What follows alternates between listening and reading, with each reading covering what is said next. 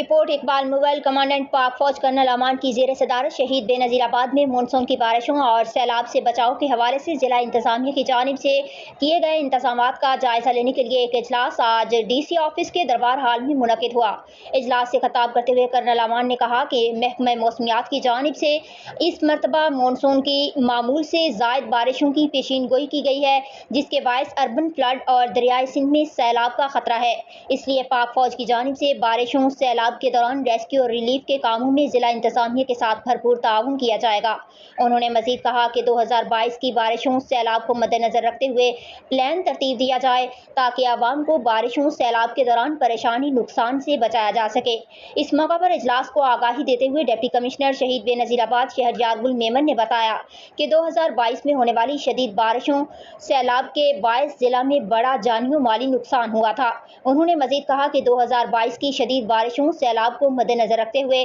ضلع انتظامیہ کی جانب سے صورتحال سے نمٹنے کے لیے متعلقہ محکموں کی مدد سے بہترین کانٹیجنسی پلان تشکیل دیا گیا ہے، جس کے تحت ریلیف کیمپس کا قیام، سیم نالوں کی صفائی، ڈرینز ڈسپوزلز کے کام جاری رکھنے کے لیے مشینری اور دیگر انتظامات کیے جا رہے ہیں تاکہ بارشوں اور سیلاب کی صورتحال سے نمٹا جا سکے اور عوام کو مشکلات سے بچایا جا سکے۔ انہوں نے مزید کہا کہ تحصیل سترنڈ اور قاضی احمد سے دریائے سندھ گزر رہا ہے، جس کے لیے کچے میں رہنے والے افراد کو پکے پر منتقل کرنے، ریلیف کیمپس قائم کرنے اور انسان و جانوروں کے لیے میڈیکل کیمپس لگانے کے لیے بھی پلان تشکیل دیا گیا ہے۔